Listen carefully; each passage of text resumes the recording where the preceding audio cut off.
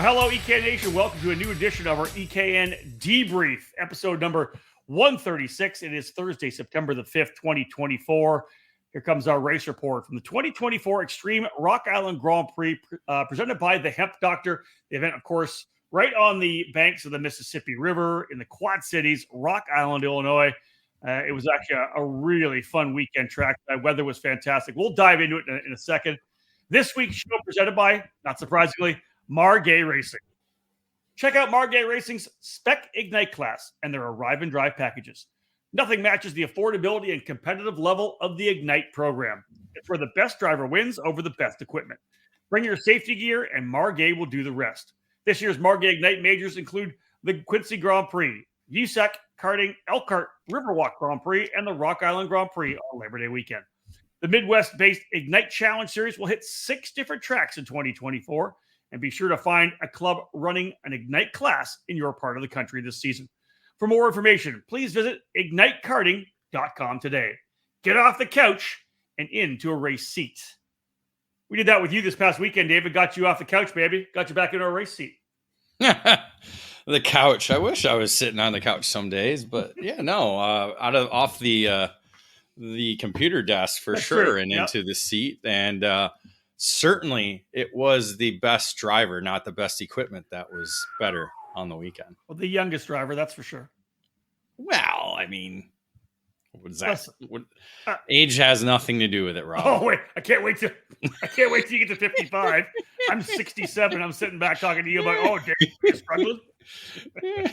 Anyways, folks, 2024 Rock Island Grand Prix this past weekend, as you know, August 31st, September 1st, the Labor Day Classic, right on the Mississippi River, as I had said. Dave, 29th edition of this event. Started all back in 1994. They took 97, there wasn't a race, and of course 2020 there wasn't a race. This for you though, 20 in a row, right? 20 Rock Island events in a row. Yes, that is what it was. 2004 was the first time there. So, with the missing the COVID year, this was my 20th time at the event. So yeah, it's strange to, with the event having the 29th edition, it seemed like there was a lot more before I stared going there, but maybe it was just a lot more history, it was I mean, in the early years, I mean, that the event was just unreal. Yeah, like 94, 96, 97 to 2000 a bit with Scott Speed and Bobby Wilson. Just all the stories you hear from people like the Birdsell family and Scott Evans and all the people that were there at the beginning that continue to go. So that's just what is it's cool and fun to hear that. It's interesting. You have kind of the stars of the first couple of years, the first decade, then the stars of the second couple of decades, with guys like Tony Nielsen stepping to the forefront, right? You had the years of the Gary Lawsons, right, and then the years of the King of the Streets where Rudolph would win, and then we saw Scott Speed coming in, a big win for Bobby Wilson, and then of course in the next run, right, David, when you were there, I wasn't there for them, but the next kind of run of shifter carts where Bodozo stepped up and AJ Myers or guys that kind of. And then you go back to Kyle Wiegand as well. There's, like you said, 30 years of racing. There are so many stories, really legends of that event. For sure. Wiegand, that was kind of the early, him and Rudolph were kind of the early studs. And that was when Lawson started his amazing run of victories as well, too. And Michelle Bumgardner, the only female winner there. At the Rock Island Grand Prix, got to see her win twice. Martin Pierce, before anybody knew who Martin Pierce was here in the USA, got to see him come over on a wild cart and beat everybody up and tag senior. There's just so much history into the event, and that, very much Super Nationals and WK Daytona Kart Week. It's just one of those events that just transcends different generations. This year, it's interesting. The lowest entry count in the last 4 years, but had they not canceled the shifter kart classes, there probably would have been 4 or 5 drivers that would have done 2 or 3 classes. So man, it would have been again well over 200, very likely higher than last year. So that did happen, of course, coming up to the event. Not enough drivers in the shifter kart categories. Instead of having 5 guys on track, or 6 guys, whatever they had kind of locked in. They decided to cancel that class and shuffle the schedule around and finish the day a little bit later, had some more gaps. But David, all told, 196 entries, just a little shy of 200. You look down through, high water marks were King of the Rock for the Briggs drivers at 29. The Ignite classes were strong, as we know. There was 20 in the senior category. You and I were both in the senior 1 category. 19 in Briggs 206 medium. So there was some salt, and even 19 in the other senior class too. So there were some good numbers as well. Yeah, the numbers were there certainly in the Briggs categories. That's kind of been the focus of the event over the last decade, essentially. And yeah, it's just not the numbers that we saw, prior to COVID. Yeah, I mean, it's strange how this is the only event that we've seen not get a bump from COVID. But I think a lot of that is because COVID was mostly cadet level racing, where we saw big numbers come in, junior drivers come in. True. And so, you look at the grassroots and the categories with the Briggs, a lot of people are, they're I hate to say it, but Cup carts could have an impact on this, because you have the Grand Nationals coming up in a month. All these racers are going to the divisional programs as well too. So you have Route 66 with Briggs, you have Texas Sprint Racing Series with Briggs, you have a lot of programs that are offering the Briggs category. So there's just a lot of racing going on. That's what we've talked about it on the 2-cycle side of the sport. It's the same on the 4-cycle side. Yep. You're not wrong. Let's have a look at the numbers. 13 in the 206 heavy category. Number of this class is having 2 classes on the weekend. So if you're in one category, you could enter 2.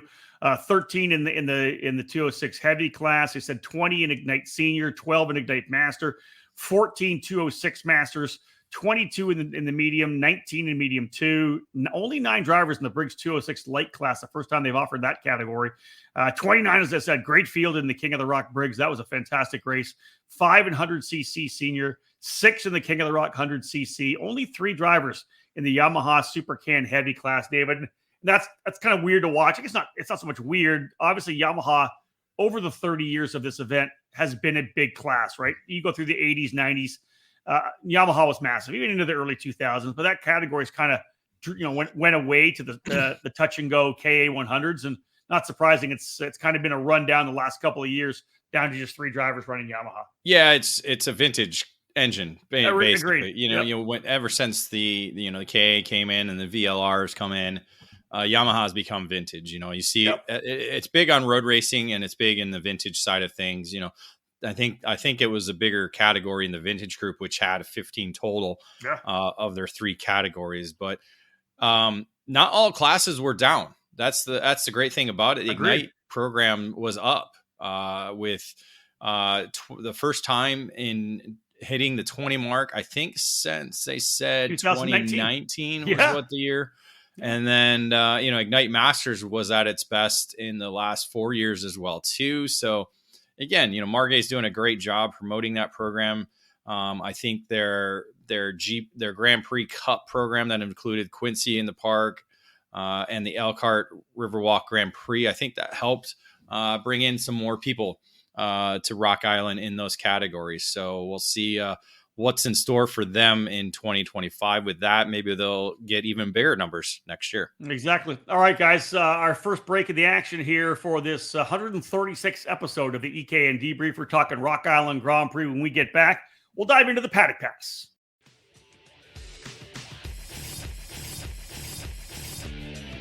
What brand is known around the world for its innovation and success? It is SodiCart. The Sodi brand returned in full force during the 2023 season thanks to the new exclusive importer, the Karting Distribution, led by industry veteran Terry Germanovich. The French manufacturer SodiCart is a leader within the karting industry, offering a wide range of products and services. The Sodi Racing chassis line offers product in classes from mini karts to KZ, all based on years of development and championship seasons around the world. Sodi Racing USA has expanded its dealer network over the last year, bringing the Sodi brand to several local clubs and regional programs. The Sodi Racing USA by PK Sports is the official race team, producing many victories in different levels across the board. And the new Pro Race Academy is designed to cater to the next generation of motor racing, helping boys and girls aiming to make their mark. Visit SOTI-Racing-USA.com to learn more about SOTI kart chassis or call 954-634-5111 to become part of the SOTI Racing USA network today. SOTI Kart, the world leader in the karting industry.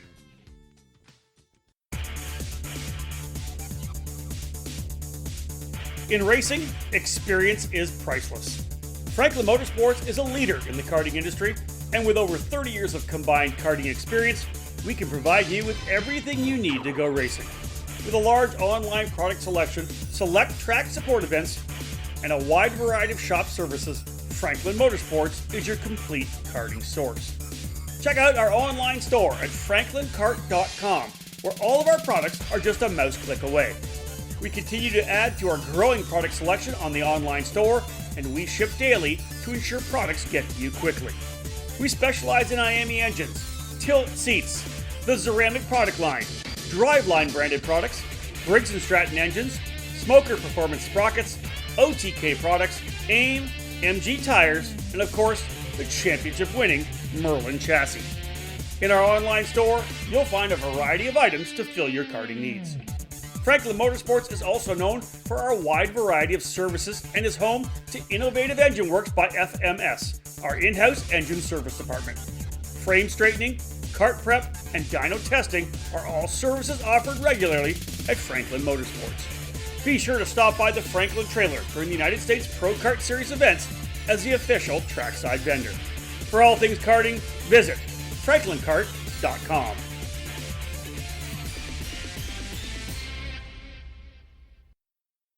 Welcome back to our debrief, focusing on the Rock Island Grand Prix this past Labor Day weekend. A fantastic weekend of competition. The weather was actually fantastic. We didn't talk about that earlier in the overview.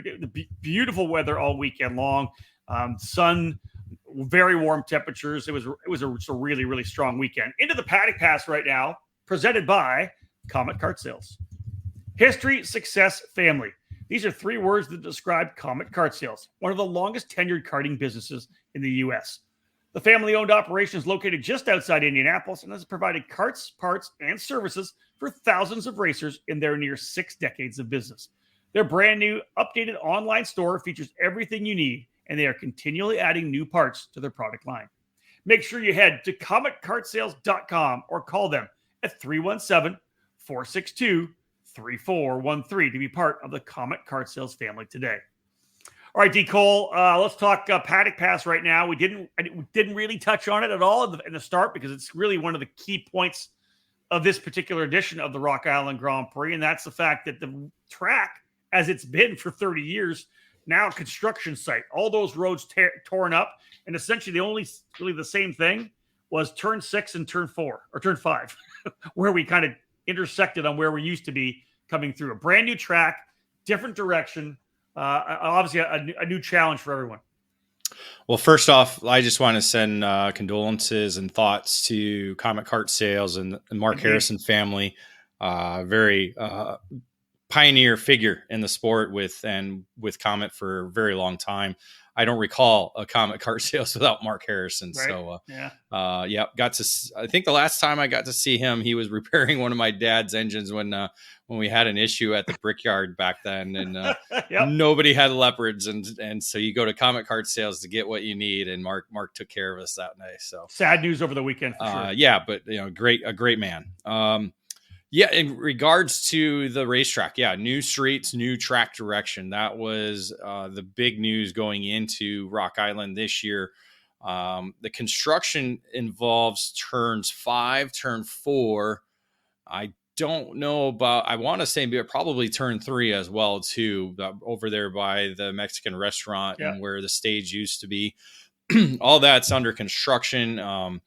No roads there. It's all dirt, holes dig in. I think they're doing a lot of water main situations and that stuff like that. So there's a lot of construction going on in that area. So the actual racetrack shifted to the west, which utilized essentially what was the grid area, what was the scale area. some of the pit street area last year, for many, many years. And actually went by the Holiday Inn this time. So right in front of the famed Holiday Inn right there in Rock Island, the turn 3 was right there. So it was, and to be honest, Rob, I love this new area, the new racetrack, the kind of the way everything was kind of situated. You had your vendors all in the middle there in that big parking lot that used to be the parking structure you had completely forgotten about or didn't know that it was gone. I didn't know that it was gone. So you could actually see, it was funny from the Terry Riggins scoring trailer, you could actually see turn 4. Yeah. So we got to see drivers coming out of turn 4 or wrecking into turn 4 out of turn 4. You could, if you were in the middle portion, you could see turns 2, 3, 4. So you got to see all different areas without really having to move anywhere. There's just a lot of good positives about where they moved everything.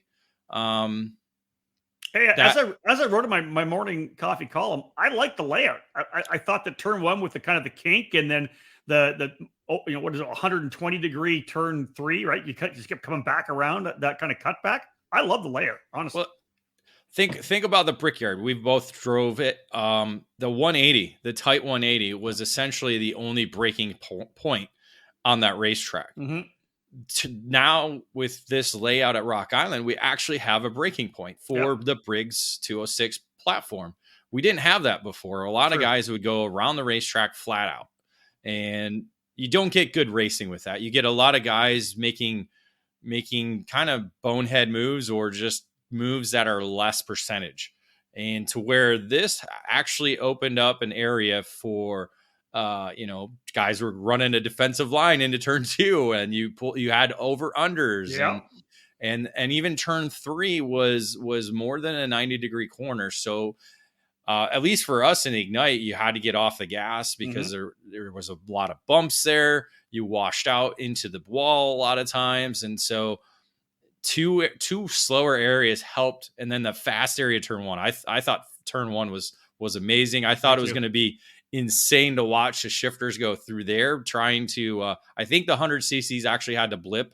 I don't know if they broke.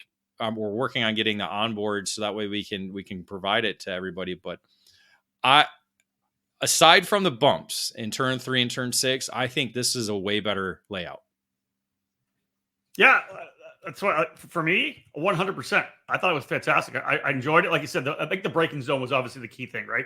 Coming into turn 2, us actually having to get on the brakes because, like you said, in the old layout on a 206, you were flat out all the way around. Now, I lifted in turn 1 because I could never get through there cleanly enough, but lifting it right back on it didn't really hurt you that much. So this really, we had to drive it, which I thought was great. And let's move into the next one because I will lament the fact that the track was so badass. I think the shifters would have really had a good time there, hugely. Without a doubt. Yeah, it was sad to see them announce that on Wednesday that no shifters were there where they were going to remove those categories for the weekend. Again, it's a different clientele really in our sport. There's not a lot of crazy people. I mean, there are crazy people and they were there in Rock Island, but a lot of them are local racers as well too. You are getting people from California, from Texas, from Bermuda, from the Northeast and Florida and the Carolinas, but there's only like 1 or 2 here or there. Where in the past it used to be teams from California and teams from Texas and teams from Florida all come and race this race. So that's where I think the new layout could possibly help bring more people in because, again, a little bit of the unknown. I think, might have kept people away as well too, because they weren't sure exactly what what people were getting into with the new layout and how everything would go. But yeah, just not to hear shifters going around was strange. It's not a good thing. It definitely needs to come back, whether it's 5 guys. We still need at least 1 shifter class there. Yeah, I agree. Well, here's the thing too. I think that we're obviously just seeing a recovery of shifter kart racing on the national level, right? We've got the full, we've got that full move away from the stock Honda into the KZ power plant. Scusa tried to do their IME 175. That obviously didn't take root. So we're just growing on the national level, and we're just starting to get. I think we're probably just starting to get shifters out to drive at the club level. I think they had a good number, I believe, at Newcastle on over the weekend. Those drivers didn't come to Rock Island, but there was 20 plus, I think, at the KRA club race there. So once you start building some shifters up back on the club level again, where it's more club level guys that want to go try something different, that may open up the pool or grow the pool, David, for more shifter guys to potentially come to Rock Island to have some fun. Yeah, and again, there's clubs and events getting planned on Labor Day weekend, so it hurts in that side of things as well too. But it is expensive to run shifter cart racing, so I get that. And to go to Rock Island takes some dedication with shifter cart, and maybe you have to pull out the backup cart so that way you don't ruin a really good cart and maybe a backup motor as well. So again, it's more about the fun. The one-off site. Everybody talks about how great and fun the IME Grand Nationals is. I bet it is. Hearing everybody talk about it, it's because there's no points, there's no championship, there's no stress of that. Well, that's the same thing at Rock Island. It truly is. And yeah, once you get on the racetrack, everything you want to win and you want to be the best, but it's definitely much more than just that.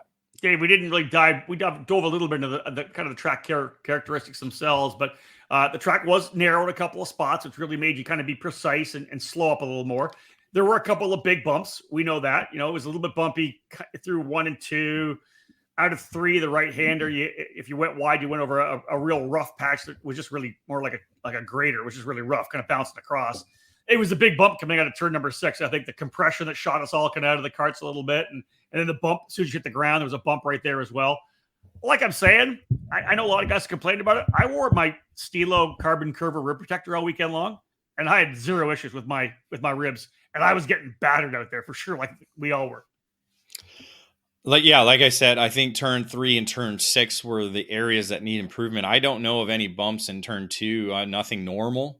Nothing that was out of the normal, because 2 felt normal, 4 felt normal, 5 felt normal, 1 felt normal. It was 3 and 6 that really, 3 wasn't so much, the jumping bumps that we had in turn 6, but 3, like you said, that kind of the cheese grater where it was just like your teeth are rattling every time you went over the pavement there. So that was kind of the bad part about that. To where turn 6, just the compression of the angle of the turn of the street at the apex kind of made for your right rear to just jump up high. And then as soon as you were starting to get settled in, there was a big crest over the exit point that, the first couple of times you hit it, you're just like, how am I going to get through this? And then eventually you just kind of get used to it and, just keep going and going. So, I didn't wear a rib tech. I don't normally wear a rib tech there. I did 1 year. I did hurt my rib, but that was caused because of a too tight of a seat. So having a little wiggle room, I think, certainly helps in the seat. Hey, Dave, hence why I swapped my seat out after we. Yeah, I was just going to say, you went to a larger seat, so that way it wasn't tight. A couple people did hurt their ribs there, but again, not wearing a protector and maybe having too tight of a seat. So again, people have different ways of going around. Too big of a seat, that's not going to work. You're going to be sliding and that's going to hurt you even worse, and maybe even fly out of the seat as well because the bump's so bad. But I was fine once I had the rib protector on with the larger seat that we put in, and I don't think I was still fully in the bottom of the seat because it was still pretty tight with the rib protector on. Yeah, it's a street race. You're going to have bumps. So I think if they eliminate the cheese grater in 3, grind down that exit bump in turn 6, you got a normal, pretty decent surface for street race. Yeah, I don't disagree with you at all. Let's wrap up this edition of the Paddock Pass, brought to you, of course, by Comet Kart Sales. With one little bit, one of the things about the legend that is Rock Island was always the concert that you used to have down in the Arts and Entertainment District, the Ribco crew, the Travoltas, you name it. They did something a little new this year. There's a brand new riverfront stage area right alongside the Mississippi, an absolutely beautiful venue. We went there on Saturday night. It was called Rock the Blues. And David, we all went over there. Keith Freeber was with us. A bunch of guys from the Margag night crew were there. And it was a beautiful night. It had cooled off. It was light breeze, bands rocking the blues, and just to look around with Davenport on the other side of the river. It was a beautiful venue, man. It was fantastic.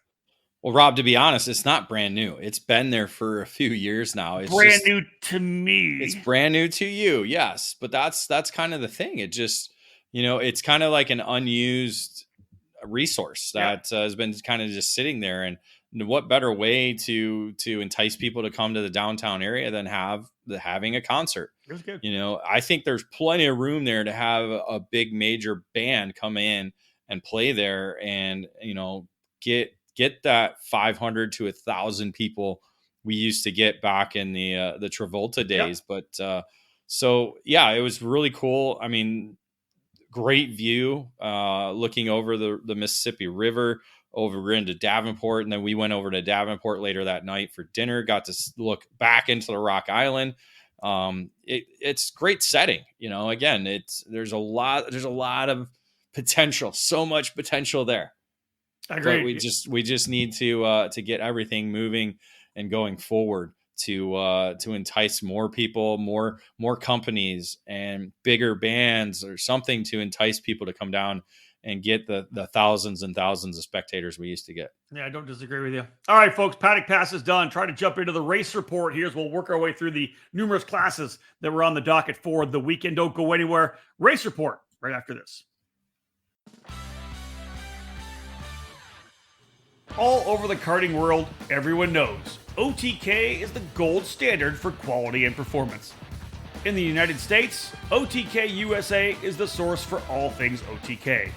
8 brands under the OTK USA banner are winning races and championships across the country in national programs like the Rock Cup USA Florida Winter Tour, the Challenge of the Americas, the SCUSA Pro Tour and Winter Series, the United States Pro Kart Series, and even more programs throughout the country. And OTK products are also front and center on the podium of club and regional races from coast to coast. Tony Kart, Cosmic, Esprit, EOS, and Red Speed have been joined by the Gallard, LN Racing Kart, and CS55 brands. To learn more about a specific product line or to find the OTK USA dealer near you, visit otkusa.com. Specific chassis territories are still available, so kart shops interested in adding a winning component to their product lineups can contact OTK USA directly. OTK, the gold standard of karting. CRG is one of the most iconic brands in karting, and we're primed and ready for the 2022 season with new material and a never-ending focus on winning. CRG Nordam is the North American distributor for all CRG products. Based outside of Houston, Texas, CRG Nordam supports CRG dealers across the continent, reaching every corner of North America. The CRG KT5 is our new chassis for tag and shifter racing, and it's been designed specifically for the US market. The KT5 features 30mm construction with a 32mm front loop to increase front grip. CRG's new VEN 13 brake system is cutting-edge technology with a master cylinder that allows for pressure regulation within the system. Drivers can customize brake pressure to their own requirements to improve feel and to avoid brake lockup. The kart is finished with new KG 507, 508 bodywork that has refined aerodynamics and reduced weight. For cadet drivers, the 2022 CRG Black Mirror is already logging positive results to start the new season. This chassis will be making big waves in 2022. Longtime CRG drivers will be happy to know that the CRG Road Rebel, the standard in quality and performance, is still available. With 4-cycle racing enjoying consistent growth in North America, CRG's FS4 chassis is the ideal choice for racers in Briggs & Stratton competition. From pure racing to karting entertainment, many tracks, both indoor and outdoor, have made the switch to the CRG Centurion rental kart line. 5 different models for both gas-powered or electric engines can fit any track's needs for a new rental kart fleet. CRG Nordam has a full inventory of rental karts available for new and existing facilities. For more information on the CRG product line, head to www.kartcrg.com And to inquire about a North American dealer near you, please email us at info@kartcrg-nordam.com. Back at it here with episode number 136 of the EKN Debrief. Rob Howden alongside David Coles. We're giving you our race report from this past weekend's Rock Island Grand Prix. The race report segment brought to you by DID Chain. Since 1933, DID has been designing and manufacturing high-quality chains that are chosen and utilized by the world's best power sport athletes and is the winningest chain brand in the industry. From the hairpin turns of MotoGP to the local circle track and everywhere in between, DID has a chain offering for all levels of power sports that are designed to outlast and outperform the competition. DID also offers various levels of 4-pitch and 5-pitch chains to fit your drive chain needs. With over 90 years of experience, stay driven with DID. All right, David, let's jump into it. Start it with King of the Rocks. Obviously, King of the Street. No, King of the Street's not there this year, but King of the Rock Briggs 206 and King of the Rock 100cc still being challenged on the weekend. Defending winner of the King of the Rock Briggs 206 last year, Chase Jones. The year before, Drake Ostrom, and Michael Dittmer the year before that in 2021. Connor Lund, though, David, out of the gates as the fastest driver in qualifying. Those of you who didn't know the schedule, bunch of practice sessions. Saturday, we had a qualifying session and a heat race, and then just warm up and main events on Sunday. That's why it's such a kind of a relaxed weekend there with just being on track a couple times on Sunday. But Connor Lund with a 35.617 drew first blood qualifying for King of the Rock. Well, yeah, technically, Rob, there was one practice session. The second practice session was qualifying. Then we got into our heat races. So if you were entered in 7 classes, yes, you got a bunch of practice before qualifying began. But the King of the Rock programs were introduced back in 2021 when we came back from COVID, and kind of to tag along with the King of the Streets category that made Rock Island so famous. And so now the Briggs racers and 100cc racers get a chance to be crowned king at Rock Island. And so essentially Briggs 206, King of the Rock, became the headline division with King of the Streets not running this year. Yeah. And again, with 29 drivers competing, it was the biggest category of the weekend and really the one to watch. As you said, Connor Lund set the fast time in qualifying. So instead of doing the P-pick, they did qualifying for all the categories.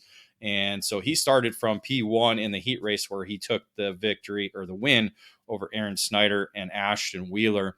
In the main event, however, it was a pretty good race, but the focus turned to Jeff Dolian. Dolian was actually a DNS for the qualifying session. I believe it was a broken exhaust that did not allow him to go out. So he had to make some repairs because, again, racing multiple categories to get back out for the remainder of the qualifying sessions on the day. So he started P27 in the heat race and got all the way up to 10th in that. How many laps was it? 8? No, 10 laps. 10 laps. 10 laps. Yeah. It's funny. I was watching our onboard. Did you know in our Ignite Masters heat race, we got the white flag twice? Oh, I did not know that. I remember going through the race. I was like, oh, there was a white flag. I can, nothing's going to happen. I'll take it easy. And I come back around and there's no flag. I was like, oh, so he flew. Yeah. Jason Burgess flew it a little too early that time. All right. But anyway, that was the race I kept running to the checker, and I thought they were going to be mad at me, but I just kept going until I saw the checker. So, again, multiple leaders in the main event, but the story was watching Jeff Dolian. He kept moving his way forward, got into the lead by lap 9, and that was it.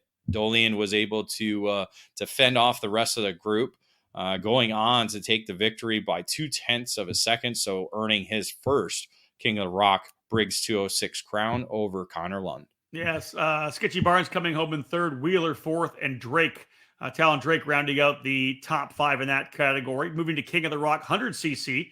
Again, Chase Jones winning both King of the Rocks last year. Justin Wishart in 2022, Race Liberanti in the debut season in 2021. Essentially a perfect day for Talon Drake, David, in this category. Qualified on the pole with a 33.131, won the heat race, and ended up winning the final as well over Aiden Leiber. That's correct. Yeah, it was he could have been a Chase Jones, running the King of the Rock as well too. I believe he was on the Ignite cart, the Ignite chassis in King of the Rock. So just changing the tires to move over from Ignite to King of the Rock. Nice. So Drake was just a little bit quicker than everybody on the weekend in this category. So was able to perform a solid sweep. Unfortunately, the class went only down to 4 drivers after the start of the heat race, where there was an incident between Dylan Town and Riley Scott. Riley Scott actually snapped a brake pedal going into the turn 2. So a very scary situation that all the barriers did what they needed to do. Yep. And Dylan Town unfortunately received a concussion while hitting the barrier. So he didn't hit anything else, but it was just the barrier that gave him the concussion. Luckily, he was checked out and left the medical center later the day, but did not race the rest of the weekend along with Riley Scott as well. So yeah, Riley put that video up this morning on I Facebook. saw that. Hard hit there with the snap of the brake rod. That's tough for sure. Yeah, again, just an unfortunate situation that began that was the first lap of the heat race, if I recall. So they didn't even complete a lap. So that knocked it down to just 4 drivers in the field, and Drake was just a bit quicker. Liebert gave him some pressure all race long. They went back and forth a couple of times, but Drake just had a little bit more and was able to take the victory by just over 1/10 of a second. Yeah, Peyton Fayen ended up in the 3rd spot. Gage Rucker rounding out the 4 drivers that finished that event. All right, another break. When we get back with the DID chain race report, we'll have Briggs 206 Heavy 1, Heavy 2, Medium 1, and Medium 2. A couple of 206 categories for you when we get back. There's a new hot button name in American safety equipment, Stilo USA. Every product with Stilo is focused on safety, comfort, and function. Stilo USA is happy to provide you with the proper safety apparel to keep you protected on the track, and their karting lineup is second to none. The ST5 KRT karting helmet is available for $599. Manufactured using a lightweight and extremely strong composite material, the KRT provides an excellent fit and comfort level due to its dual density interior foam lining, and it's equipped with a symmetrical visor that offers excellent vision and an effortless central visor locking system. The ST5 CMR standard was developed jointly by the FIA Institute and Snell Memorial Foundation to ensure safer and lighter weight helmets for the younger karters. Drivers rave about the superior comfort levels, lightweight construction, and the unparalleled field of vision. The perfect youth helmet is available for $549. Stilo didn't stop with their helmets either. The newly developed Carbon Curva Rib Protector is unlike any on the market, with its form-fitting solution to offer superior protection.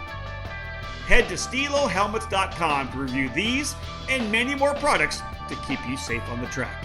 Stilo. Any competition, one helmet.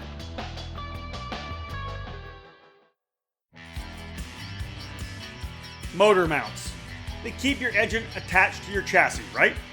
The answer is, they're much more important than that.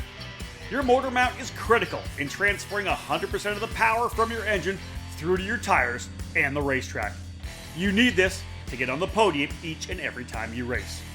Odenthal Racing Products is here for you, providing the best motor mounts on the karting market today, all designed to make sure you're using all the horsepower you pay for. Odenthal Racing Products is a family-owned and operated business with decades of karting experience in providing products with unmatched quality and value for our racing community. The Pro Series mount for 2-cycle engines, which is available in 0, 5, and 8-degree inclinations, provides a rigid structure to help keep vibration to a minimum without adding too much weight to your setup. The 4-cycle Easy Set system is one of the most popular mounts for the Briggs & Stratton 206 power plant. Multiple mounting holes provide the most adjustability depending on your chassis and seat placement. To ensure a tight fit to your chassis, our ORP wedge clamps get the job done, and they feature a number of design updates to provide a lower profile and lighter weight. The clamps are available from 28mm to 32mm in both standard and Euro style sizes. And now, Odenthal has also revolutionized the karting industry with its new Easy GP camera mounting system. Designed to mount anywhere on your chassis with 1 or 2 cameras, the ORP Easy GP camera mount is your solution to capture that onboard winning moment. Head to odenthalracing.com and find a dealer near you. Odenthal Racing Products, proudly made in the USA. Back at it here with the EKN Debrief for the race report of this year's Rock Island Grand Prix. DID Chain sponsoring our race report. We'll jump into the Briggs 206 heavy category, both heavy and medium, like a lot of categories, having 2 opportunities to race throughout the weekend, heavy 1 and heavy 2. Briggs 206 heavy, Race Liberanti, a 2-time winners. We look at some of the previous victors of the event. Connor Lund, Gary Lawson, Cal Stewart, Tony Nielsen, all punched their ticket and got rocks in this 206 heavy category. Tony Nielsen coming out of the gate, though, David, 35.857, wins the pole position. Yeah, I think Nielsen was one of the quickest drivers off the trailer in a lot of the categories, so you'll hear his name a lot in as the fast driver in qualifying, a 35.857. Jeff Dolian, however, was the driver to win the heat race in the Travis DeVrent Memorial category, where the winner of the category is awarded a special trophy to recognize Travis DeVrent, the driver who passed away a few years ago. Dolian winning the heat race started on the pole position. Unfortunately, in the opening lap of this race, again, first main event of the day, Dolian puts himself into the wall in turn 4, just pushed it out a little too far on the cold tires. He collected Nielsen and a few others as well. This allowed Connor Lund, who started, I got to look at that. Hold on. He did start second. That's right. Sorry, right there. I missed his name. Started second, but was able to escape with the lead. And that was essentially the deciding factor. Nobody was able to catch him. He had probably about a 3-second lead and extended it over the distance of the race and was able to score his 3rd win in the class and 6th overall for Connor Lund. Yeah, 6-second victory over Michael Dittmer, Dustin Blom, Wishart, and Rapp, the 2 other drivers in the top 5 on that one. Connor Lund was very happy to win that race. But again, I remember when the race kind of started, I think we were on the grid getting set to go for Ignite Masters, and I think we heard the boom, and all of a sudden it's the leaders, they're out. Like it was like literally, like you said, David, first race, first action, and the leaders kind of collect themselves at the front of the race and kind of blew things wide open from there. Yeah, Dolian blamed himself, man. He just, like he said, he just got too wide and made contact. Unfortunately, collected others because, again, sometimes you don't expect that. You know, when you're at the front of the field, you don't expect the leader to hit the wall. No, definitely not. In the second 206 heavy category, Tony Nielsen again was quick. David mentioned he was kind of the fastest driver out of the gate. Qualified with a 55.990, about a 10th off what he did in the heavy 1 category. Connor Lund, of course, coming off what was a 2nd place in the first heat race, ends up in the heavy 2. David winning that one over Wishart and Nielsen, setting things up for a good battle to the end of that one. Yeah, instead of Nielsen, it was Dolian that joined the lead duo. So it was a 3-driver fight in this race. It was Connor Lund leading the first 14 laps. And then I'm not sure exactly. I didn't get a chance to talk to Connor, but he came out of the last corner and went to the middle of the racetrack. So I'm not sure if like he just bobbled and corrected himself, because it seemed like he lost momentum. That allowed Dolian to actually go around the outside on the front straightaway going into turn 1, taking over the lead. And Justin Wisher was right there. And I believe him and Lund made a little bit of contact going through turn 1. I'm not sure if, how that transpired exactly, but Wishart actually ended up into the wall. But out of the race on the final lap. But that contact allowed Dolian to drive away, as he would take the victory by 1.5 seconds. Yeah, Lund finishing in 2nd, Dittmer in 3rd, Nielsen in 4th, and Alan Borntrager rounding out the top 5 in 206 heavy 2. You'll hear a kind of a theme as we get kind of rolling through these categories, because obviously based on what we have here, Lund with a win, Dolian with a win. But David, we're going to go into Briggs 206 medium 1 and medium 2. And in the all told, at the end of the weekend, Jeff Dolian walking away with 3 wins, one of them coming here in the Briggs 206 medium 1 category. And he started the weekend off strongly, qualifying on the pole in that category. Yeah, qualifying on pole in this category. And this one was this category was pretty competitive. There was a lot of drivers within the lead group, both in the heat race and the final. Dylan Johns winning the heat race over Dolian after Dolian put a 35.799 in qualifying to lead the way, with Tony Nielsen third in the heat race. So some familiar names up there, but it was Brennan Hanfield that came away with the lead and led. Hanville. Let's make sure we get it right for the guy. There you go.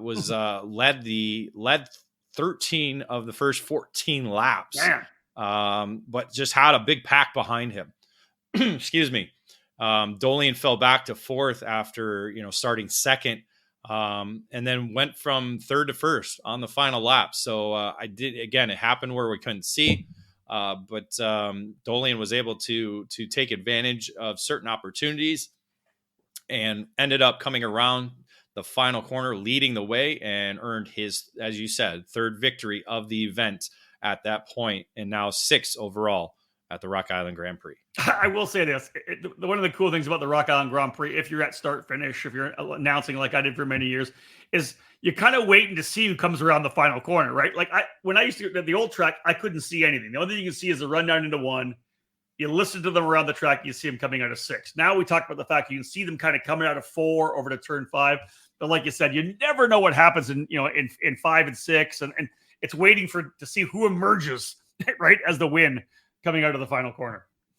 Yeah, that was always the issues with the older track, but like I said, you could see in turn 4 from the vantage point of the announcers, Carter Peace and Jay. Oh my gosh, I can't think of his name. Jay, I'll look it up. Sorry about that. But yeah, they could see the exit of 4, but this particular race, I wasn't quite there to see that. So again, not sure exactly how it transpired, but Dolian picking up the victory. Yeah, we were probably on the grid getting ready to roll ourselves. In the second 206 medium category, Dolian, again, coming out, as we said, very strong, qualified on pole in the medium 1, did the same thing in medium 2.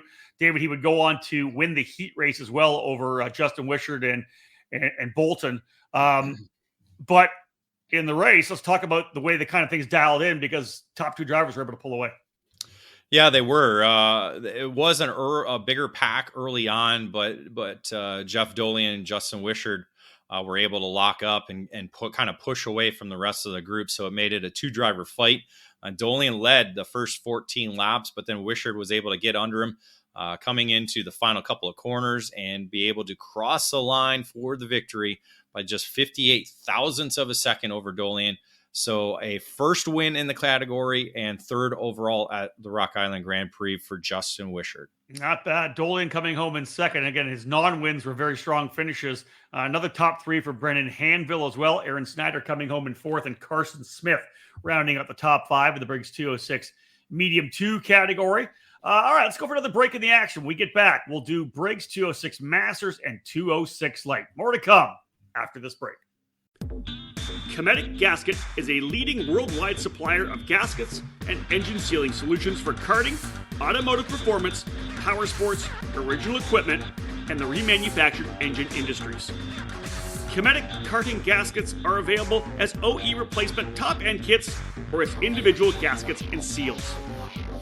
Just like competitive karters, Cometic can operate on the fly and has the unique capability to customize any gasket to meet specific engine requirements and clearances. All of Cometic's fiber materials are asbestos-free and do not require any additional sealants. Viton oil ring cylinder head seals are used in each 2-cycle kit, and Cometic's 4-cycle engine kits feature only the most advanced multi-layer steel head gaskets. Cometic can tailor to engine builder specific needs through bulk ordering and packaging flexibility. Cometic gaskets are must-haves for championship-winning teams across multiple disciplines of both professional and amateur motorsports. Cometic Gasket, sealing championships since 1989.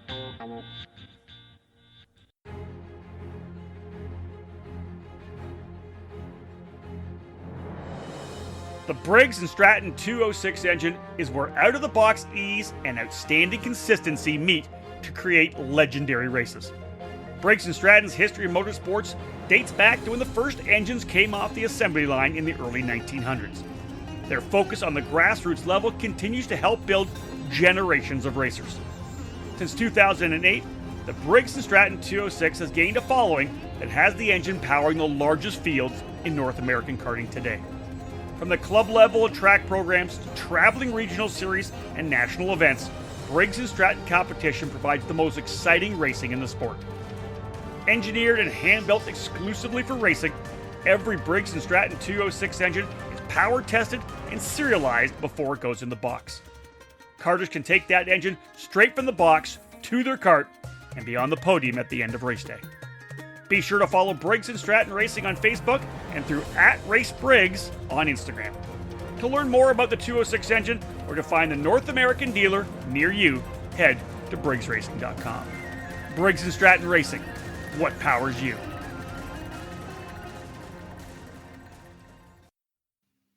Back at it here with the race report of this year's Rock Island Grand Prix. DID Chain presenting our race report here, this part of the debrief. Briggs 206 Masters debuted back in 2014. And David, there's only been 4 winners in all that time. Tony Nielsen's got a handful. Jeff Scott with a couple. Jeff Dolian back in 2021. And Gary lost in 2019. So Nielsen came out saying, hey, I'm the defending race winner. I'm going to do it again. Put it on the pole with a 36.440. But he and Dolian went out a little bit in the heat race. Dolian coming away with P1 there. Yeah, it was all Margay 1, 2, 3 in the heat race with Dolian, Nielsen, and Scott Sketchy Barnes. In the main event, however, Dolian led the first 14 laps. And again, they were able to kind of break away. I think they left Sketchy Barnes back, or he got involved in contact actually. So wasn't involved in the lead group this time. So it was just Dolian and Nielsen leading the way. Again, coming to the checkered flag, a good run out of 5. Nielsen went to the inside in turn 6, secured the position, was able to beat Dolian to the line by just over a tenth of a second to earn his 26th overall victory at the Rock Island Grand Prix and 5th in the category. Yeah, and he at the banquet at the end of the day on Sunday, he said he did it in the honor of his mother, Cheryl Nielsen, who of course passed away last November. We send our best to the family, and it was a tough night for them, David, going at the banquet there and their first Rock On without their matriarch there with them. Yeah, and especially in the tragic way that she did pass away, getting hit by a car after their car hit a deer, and so she went out to assess the situation there and was struck by a vehicle. So again, it's just a terrible way, but again, sometimes it's an event like this could help the healing. So I hope that that is the thought with the Nielsen family. Agreed. It's just, again, a tough situation. You could see it in Tony's eyes. He was in a lot of pain also, but a lot of it was emotional as well too, with his mother not there. Agreed. Nielsen with the win, like David had said there in that Briggs 206 Masters category. Jeff Dolian coming in second, Alan Borntrager third, Don Newman in fourth, and Andrew Coulter rounding out the top 5. Nielsen was also very quick in the Briggs 206 light category, qualifying on the pole position, but he had to settle for second, David, in the heat race as Sketchy Barnes stepping up to get the win there. Yeah, Barnes was able to take the win. This was the last category in the order, so it was the last heat race of the day. Scott Barnes taking the win over Tony Nielsen with Michael Dittmer in the third spot. Unfortunately, Nielsen by that time had relinquished his driving duties with a major rib pain. So he was a D, did not start for this race.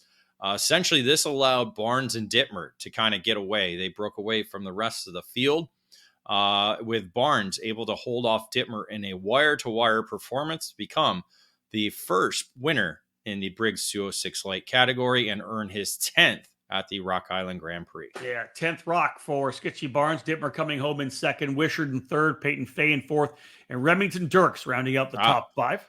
It was the closest finish of the event as well, too. Go. I forgot about that, by 19 thousandths of a second. So Dittmer tried all he could, just couldn't get by. And that says a lot because there wasn't a big run down the straightaway. It wasn't that far out of turn number 6 to the start finish line. So very similar to the original track layout. You basically you come out of the exit, you get straight, and boom, you're right there at the line. So I don't know. Maybe do we move it down a little more? Do you think? Or I wonder. Well, or do you think that was kind of a good spot? Yeah, I don't know that I want to hamper the leader that much.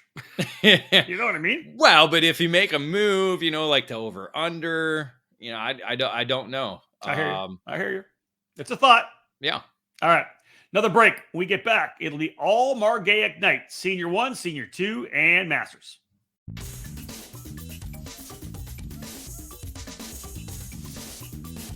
Is IndyCar your dream? If it is, for 2024 and beyond, the path from karting to IndyCar has gotten even clearer. It's time to look into the new USF Juniors program and the Tatis JR23. As a first step of the USF Pro Championships presented by Continental Tires, the USF Junior Series will feature a 6-event, 13-race schedule to train racers for the move into the USF 2000 Championship presented by Continental Tires. 3 of the events in 2024 will run alongside IndyCar at Mid-Ohio, Road America, and Portland. The champion will win a scholarship worth over $263,000, and there's a total prize fund that will exceed $330,000. The series utilizes the state-of-the-art Tatis JR23 race car, which is a development version of the USF 22 used in USF 2000. It's the ideal entry point for career-minded karters moving into the car racing ladder. Safety is always front and center in the minds of the series promoters, and the new USF Juniors car also features the Halo, and races are supported by members of the AMR IndyCar safety team. If IndyCar is your goal, USF Juniors is the starting line. For more information, visit www.usfjuniors.com and follow USF Juniors on social media.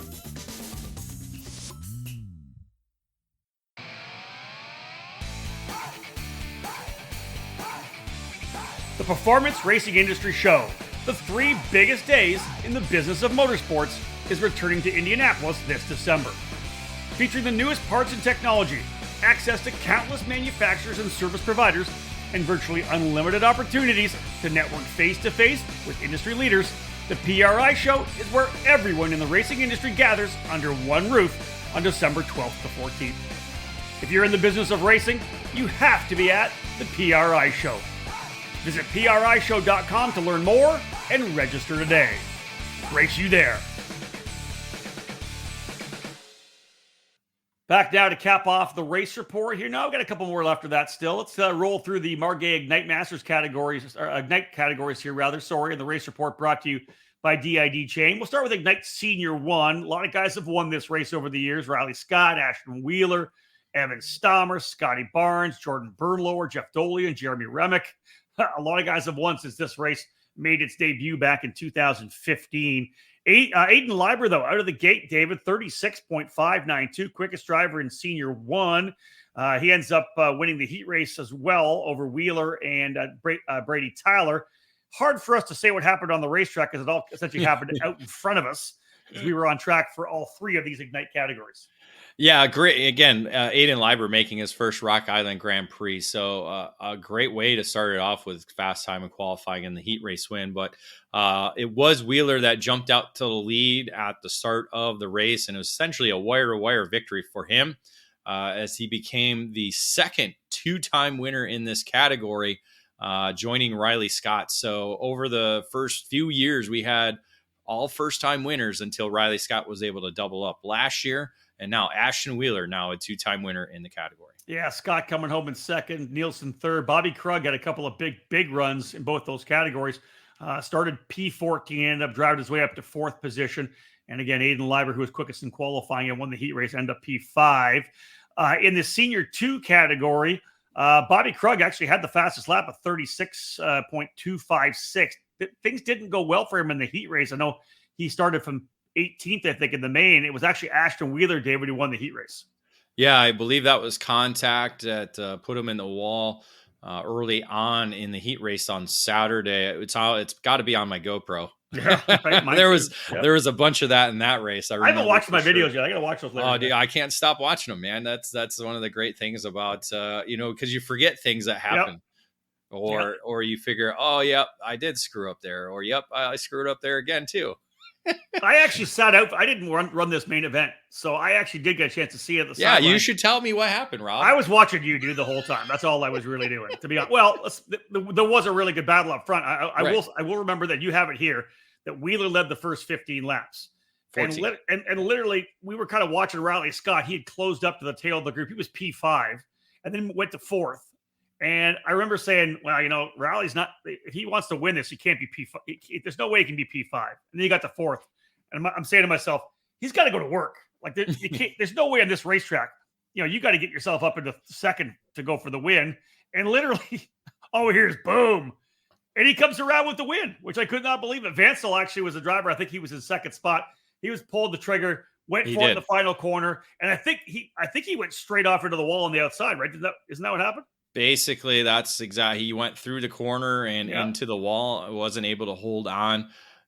Just said he went for it. He sent it in, just didn't quite hang on, and ended up into the wall again.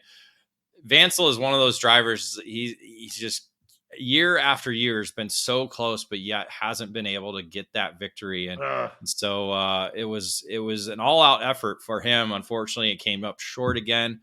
I'm not quite sure where Scott was, if he was 4th going into the last corner or what, but essentially went from 4th to 1st on that last lap, and was able to earn his first win in the category. Yeah, well done for him for sure. Let's go on to the Ignite Masters category. Tony Nielsen, the defending race winner. In fact, he won in 23, 22, 21, 19. The first couple events were run by Pistol Pete Vedder. He won those in 17 and 18. Nielsen was good out of the gate with a 37.45, 3.5. We talked about how good he was out of the gate and how many times we talked about him being the fast guy in qualifying. He was so strong really early there on Saturday, picking up that track very quickly. Wins the heat race over Rick Folks and Aaron Snyder. I'll give a shout out here right now.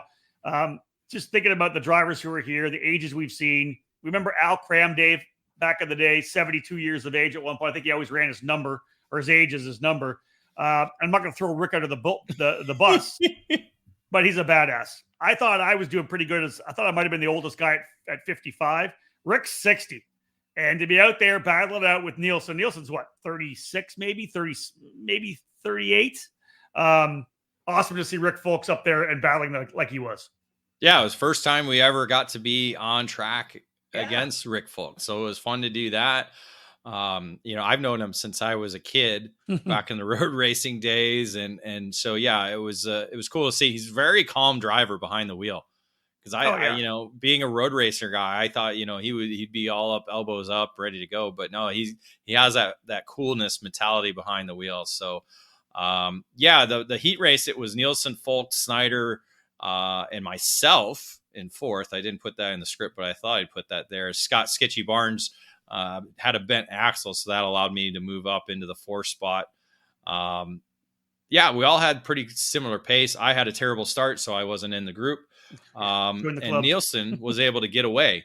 He had a pretty good advantage, it looked like, but Snyder and Folks locked up, were able to run him down, and then Snyder made a last lap pass for the win, his first Rock Island Grand Prix victory, and I think his first time racing in the Ignite category. Yeah, good for him coming away with the win. And again, all told, had a fantastic time running in the Ignite category. I say I'm not going to come back in 2025, but you never know. It was a good time. One more break before we get into the wrap. So 2 more breaks still to go in the show. This one here will set us up for the 100cc categories. We'll come back with the race report and wrap that up after this quick break. Take advantage of the deals available through RTX USA Group, an official distributor for Rotax karting products in the United States. RTX USA Group provides Rotax engines, Mojo tires, and XPS products to dealers and competitors in the southern U.S. states, from their base in Florida all the way to California. Take advantage of their engine purchase offer, which gives you 2 sets of Mojo D5 tires when you purchase a Rotax Max Evo or the Rotax DD2 Max Evo. For those looking to add a Rotax Micromax Evo MY20 or a Rotax Minimax Evo MY-I20 to their lineup, those customers will be provided with 2 sets of Mojo D2 tires. Customers who purchase a Rotax Junior Max Evo won't be left out, also receiving 2 sets of Mojo D2 tires. RTX is also introducing the new Mojo Club, with opportunities to save on Mojo tires by bundling them together. Learn more about becoming a dealer or joining the Mojo Club by visiting rtxkarting.com today. Let decades of experience and success lead you to the top of the podium. Join Brandon Jarsacrack Racing as your race team at the sport's major events in the United States.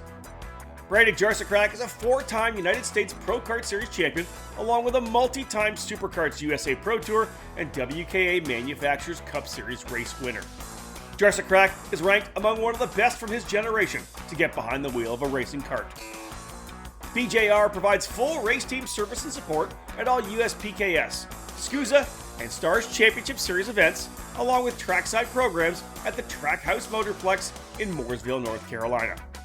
Partnering with Mike Doty Racing, Brandon's team of driver coaches and mechanics are passionate for the sport, providing decades of experience both on the track and working with many of today's karting standouts and current motorsport stars. Brandon Jarsacrack Racing offers a full range of services, including kart preparation, driver coaching, and race event support for both 2-cycle and 4-cycle competitors. BJR is an official LN Racing Kart team with OTK USA and is an official offset sport race team. Contact them today to develop a program based around your needs. Head to brandonjarsacrack.com to learn more. Back at it with the race report here as we are diving deep into this past weekend's Rock Island Grand Prix, the 2024 edition of this Labor Day Classic event. DID Chain, the sponsor of our race report. We'll cap it all off with the 100cc categories. And again, this is odd to have just a couple of them because it was a very big part of this race for so many years. We'll go to 100cc senior. Former winners include Race Liberante, Justin Wisher, and Chase Jones. But David, give me a kind of breakdown here on the drivers who stepped things up during qualifying, the heat race, and the final. Yeah, Talon Drake, again, the quickest driver in the 100cc category in qualifying, unfortunately wasn't able to, had a bit of an issue in the heat race. It was actually won by Aiden Leiber, but he was disqualified for fuel. That gave the win over to Peyton Fayen. So she started on the pole position, but Drake, coming from the second spot, took over the lead early and was able to secure a wire-to-wire victory. So he picked up his second rock of the weekend for what are his first 2 Rock Island Grand Prix victories. So back to Yamaha Super Can Heavy, one of the more, I want to say, standard traditional events of this Rock Island Grand Prix. We'll throw some of the names of guys who have won before: Charlie Moore, Drake Ostrom, Gage Rucker. But you go back to like 15 and 17, Tim Getch and Tony Jump in 12 and 14, Dittmer. Who? I was waiting for you to drop that. Michael Dittmer on, I think, 4 or 5 occasions. Gary Lawson won a couple of times. So some of those names like Getch and Jump that we've seen for many, many years. Michael Dittmer, of course, Gary Lawson as well. It is funny because I did get, I'm looking back. Yeah, I did get a text from Tony Jump Friday night. Nice. He goes, "How's the track?" He wanted to know. I love it. Maybe we can talk him back. Now Maybe we can talk him back. We'll have to have a hundreds, like a Yamaha All-Star race. Masters. Yeah, Masters. Masters Yamaha. There you go. Or an All-Star. Yeah. That would be bad. All former winners of Rock Island can race in this category. Yeah. I like that idea. Gage Rucker was the fastest qualifier to 35.885. He ended up winning the heat race as well, David, going P1. Yeah, again, Rucker was dominant on the weekend, set fast time in qualifying at 35.885. So they're just about 3 seconds off the KA and VLR engine packages. But Rucker led the entire way in the heat race and then went wire to wire in the main event to take the victory. His second overall and in the category, beating out Andrew Fisher and Matt Graham. Yeah, won 5 years ago in 2019. So that wraps up your race report. When we get back, we'll talk wrap up. We'll finalize this show and put a cap on the 2024 Rock Island Grand Prix. Left without a mechanic or a crew to help you at the kart track or in the garage? Cart Lift Cart Stands is your solution. The company, founded in 2003, is now owned and operated by Ted Fashing out of Cokato, Minnesota. And Ted has decades of knowledge and experience with fabrication. Cart Lift takes pride in both our quality and our personal customer service that we provide on the phone or at the track. Cart Lift Cart Stands can be found at racetracks all over the country. If you race alone, or if you're a parent with a cadet or junior driver, let our one-man winch lift make your race days easier. Position the hooks under the rear bumper, push the button, and your cart is raised into position and you're ready to go. We also have cart lift stackers for storing 2 carts at once, traditional cart stands, single and double upright storage stands, tire changers, and skid plate kits. Race teams and shops can contact us about our state-of-the-art chassis straightening table. If you have an idea for a custom stand, Cart Lift can build it for you. All products from Cart Lift are made in the USA. Cart Lift cart stands are available at many cart shops around the country, or you can order online at cartlift.com. For more information, give us a call at 877-777-8020. That's 877-777-8020. Get a Cart Lift today. Back out of here, folks. Let's cap things up with this episode of the Debrief. 136 Debrief episodes. Of course, talking about the Rock Island Grand Prix of 2024 here this weekend. Rob Howden alongside David Cole. David, let's cap things off with the race wrap-up. Only one red flag on the weekend. That's actually really kind of a cool stat to throw out there. We talked about the incident between Dylan Town and Riley Scott with that snap brake rod, but just the one red flag. And again, I wrote this in my article. The way the track was laid out, I felt really safe out there driving. We were hanging it out in a couple of the corners, and I never once felt worried about my safety on track. No, not so much. And again, this was a mechanical issue that caused the incident. So it wasn't, overzealous driving or bad maneuvers or anything like that. So in terms of safety, I think, again, you have your Tech Pros or your Scribner barriers or whatever type of barriers you have, the normal size barriers, and then you have the bigger barriers behind it with some gaps. So again, Terry Riggins and his crew do a great job laying that out. There were a couple spots where I think they could have used a few more barriers in terms of protecting, like curbing or that. But they had all the light poles covered, they had all the trees covered. So that's obviously a priority. So maybe a few more strands coming in could help.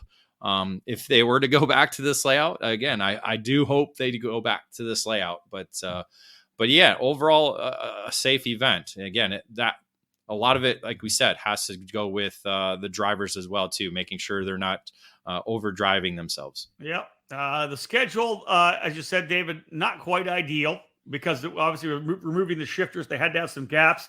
But there was a lot of back-to-back stuff where people were kind of running around trying to get themselves back to the grid. Yeah, I think, logistics-wise, I think they could use some improvement on that side. I think maybe we move the scale and tech area over by the grid area. Yeah, that would have did it. We've already looked at that, so hopefully that's an opportunity. But again, if they go back to this this particular side of things, but and then the schedule. I really would like to see. Again, I'm going to go off in a little bit of a tangent, but getting rid of the second main events for certain categories and maybe just providing more practice time. If we are going to have less classes moving forward, that could help allow for 3 rounds of practice and then heat races. You would just have to double the entry fees then, right? Well, yeah, double or increase them. Whether they were at $150, I think. So you increase it to $50 or $225 or something like that, because you do get a discount for multiple entries already to begin with, if I recall. So. Yep. Again, there's a way to do it. Yeah. So you'd have to structure it to where you're increasing the entry if you're getting rid of that, those second main events or something like that. But I think schedule wise, for sure, they needed to look at, making sure, certain categories weren't back to back, that were the same cart or same style. throw the vintage, spread the vintage out a little more so they're not back to back. Make sure, and then you have your ignites and your 100 cc's. So there's a way to do that, and it just takes a little bit more time. But obviously they were kind of with the scrap of the shifter categories on Wednesday, or they just kind of we're just removing those and moving forward with the schedule as is. Yeah, that was asking a lot. You're right. One thing, of course, with the Rock Island, once you get there, we kind of roll ourselves, getting ourselves over to Margay, making sure the seat fit. As we said, I swapped the different seat out, just make sure the pedals were good. So everybody's trackside getting themselves ready to go, watching the kind of track kind of come together. It was there, of course, ready for us on Saturday morning. But David, on Sunday night, everybody's tearing down throughout the day. They had the streets open really early. I was surprised by how quickly that place got cleaned up. Yeah, it was probably the quickest I've seen in probably the last decade. Especially compared to last year, where after the awards banquet, we went out to help clean up, and we were out there for probably 3 hours moving sandbags, moving the barrels, other things that were surrounding the racetrack. So I'm not sure if they just had the right people get involved, whatever it is, they got to keep doing that, because I mean, it was amazing to get back from dinner at, I want to say 10 o'clock, maybe something like that. Yeah. And there were already cars going down the street where we were just racing. That's true. That's right. That was amazing to see. Great to have that in place. And so nobody had to see me with my shirt off this year. Thank goodness. Good deal. Let's wrap it up personally, Dave, before we jump into the EKN Trackside Live race calendar. For me, great to be back at the Rock Island Grand Prix. I was there for 15 plus straight years, I think, early in the years of the event. Obviously, a conflict took me away for a number of years, 8 years, able to come back with some changes to the IndyCar schedule. It was great to be back, see a lot of old friends, be back at the event, just part of the action, whether it's the track from racing through to the capping off the night at Steve's Old Time Tap, to get a chance to race wheel to wheel with you. I was able to stay with you. We did a lot of drafting during practice and qualifying, but it didn't quite play out in the races, as I just could never get off the line very well. But the bottom line was, it was just fun being out there to race again. It's that extra weight. Probably is. I was 9 pounds heavy for Masters.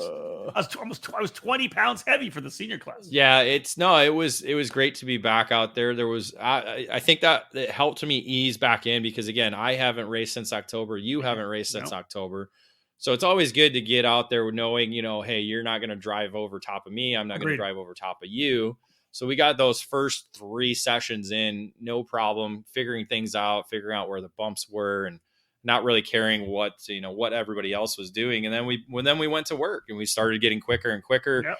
The track started getting rubbered down. It was fun. It's always been a blast racing alongside you. I like it now in this era than the early era, because you're faster than I am. The 210s, yeah, I think the 210s have transferred over now. So, well, I will say this: you did say it's nicely, because I'm not going to drive over you, which is 100% my intention.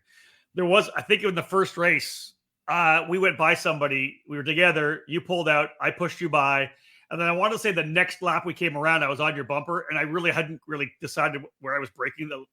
And I got it in turn 2. I got into the back of you pretty hard. Oh yeah, you almost went in the wall. I'm like, yeah. Thankfully, like, well, you never said anything afterwards, which I'm like, okay, good. But I got in there, I'm like, whoa, and I just hammered you, and I'm like, I'm going to put hole in the wall. I'm going to climb over top of them. This is going to be a never-ending thing. So the fact that it didn't happen just saved me a decade plus worth of BS coming out of your mouth. Oh, it would have been until your grave, Rob. It would have went to your grave for sure, because. God. Yes, I did feel it. I completely forgot about it until now. Full on lock almost. But that was like, did I go in deep, or did I get just shoved in there really hard? And yeah, it was. My story is that I was carrying a lot more speed to that corner than you were, so you caught me off guard. I had to check up so much. I'd never broken that late before. That's wild. I was kind of a slow in, fast out kind of point there, especially when I was behind people. Agreed. And so maybe, I think I might have just timed it wrong, and I think you got into the back. But I was glad I saved it. it would have been really bad to wreck in front of the Cup Carts crew that was sitting outside turn 2. We also had 2 people behind us that probably would have powered it in because we had just gone by Yes. those 2 guys in front of us, behind us. So, yeah, I'll have to go back at the GoPro because I do remember watching that race and going, why did I go through there so bad? Oh, wait, that's right. Rob got it in the back of me. I'll pull my video out and send it over to you. Right. Yeah, I definitely want to see your onboard. Oh my God. Sure. All right. EKN Trackside Live race calendar, because we are not done yet for this year, folks. Lots of racing still to come, even though we're into the final quarter of the year. Today's Trackside Live race calendar presented by the Skip Barber Racing School. Are you looking for the next step in racing? Go from karts to cars with the Skip Barber Racing School. Skip Barber alumni are champions in every motorsports series, including Formula One, NASCAR, IMSA, and IndyCar. Get behind the wheel of a Skip Barber Formula 4 car featuring a 160 horsepower turbocharged engine. Our highly structured and competitive Skip Barber Formula Race Series is the perfect platform to start your racing career, so you can fulfill your dream of becoming a champion. With equalized race cars and a focus on driver development, your driving skills will determine if you end up in victory lane. Learn more about the Skip Barber Racing School at skipbarber.com or call 866-932-1949. So I'll say this, it's been a hectic year. I actually have 4 weekends off away from the racetrack before I head down to the 2 races at Newcastle. You've got a bit of a break too, because really the next thing isn't until the last weekend of September, David. The USPKS Indiana Grand Prix at Newcastle. We have 3 straight races at Newcastle over 3 weekends. You'll be at the first one and the last one. I'll be at 2 and 3. Yeah, excited to kind of head into the fall season. Yeah. Football started. But it is still racing time. Anytime is racing time, to be honest. But yeah, we're getting to our end run at Newcastle. Something we typically do year after year, and it's great to be back with the Newcastle Motorsports Park 200. That's going to be coming up October 4th through the 6th. Yeah. I think that event is just going to be.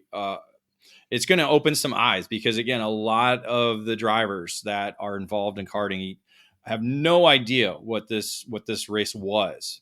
The last time it was 2015. So a lot of these cadet drivers weren't even born yet. That's it. Yeah. Yeah. The old Robopong 200.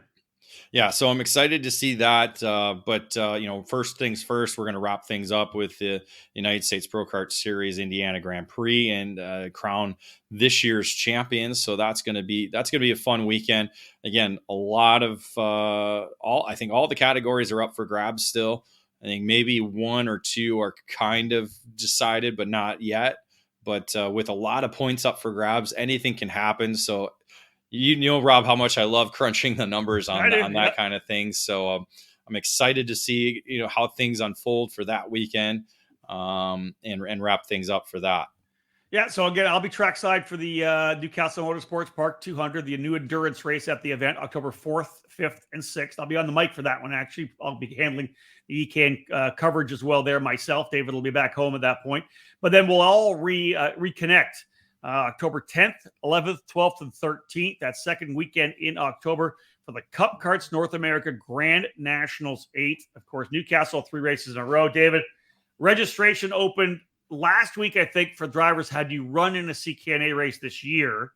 For those who hadn't, it opened up essentially, what was it, Sunday? I think Sunday or Monday, whatever it was, it opened up essentially during the Labor Day weekend, and a number of categories, David, already capped. A couple of senior categories. Masters and Legends both capped it at 50. The seniors categories capped at 96. This event is going to be massive. And I know there's lots of people that are a little disappointed that they weren't able to sneak their way in there. But man, everybody just wants to go racing big time at the Grands this year. Yeah, it was 2 days ago when they opened. So I want to say it was it Monday? Because when you were going home, we were both going home from Rock Island. Right.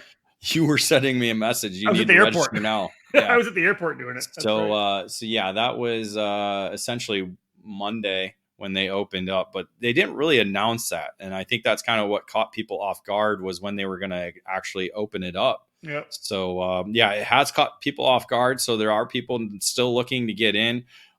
So they're getting on the wait list for the 4 categories that are capped with, like you said, Masters, Legends, Senior Light, and Senior Medium. I think Juniors capped or close to it with senior heavy getting up there as well too. So it's crazy. It's the big one. We keep talking about, since we went in 2019, we saw the potential. Yep. Greg Jasperson and his crew have done an amazing job expanding, Briggs 206 racing, and it's caught the eye of not just Briggs racers, but 2-cycle racers and people from around the world. They're getting drivers from New Zealand, from other countries, obviously Bermuda as well too. Other countries are looking at this, and all the Canadians too, right? From the Canadians, exactly. Yeah. I mean, yeah. that's a big part of it. You guys keep coming down and trying to take our titles. That's it. I'll tell you. We'll cap things off here. Obviously, this show's been a long one, but is this? They always are. Do we need to go to a 2-weekend format, half and half? Could we literally have 120 in senior and then have to race your way into a main event? It's again, every year, David, we talk about what do they do to open up to get bigger. Well, right? We said, you can't. It'd be tough to do it 2 weekends because that requires you to either go home or go back. So it's almost like you have to do a runoff style type of format where you're there for essentially a week. Yeah. If you start the load in on Monday, it could be, look at the Chili Bowl kind of mentality. If we can open up, the senior light and senior mediums to 150 guys or 50 drivers, it'd be insane. But so those categories may have to get there early. I don't know how that would all work, but I think it's just, a lot of the 2-cycle guys, everything's done. Yeah. USBKS is going to be done end of September. You got the Newcastle endurance race the weekend before. So essentially they're done. Most regionals are done. You have the Vegas events. That's all you have left. So, 2-cycle guys are like, let's go do it. Turner Brown has been telling me every time he sees me, I really want to do that Briggs race.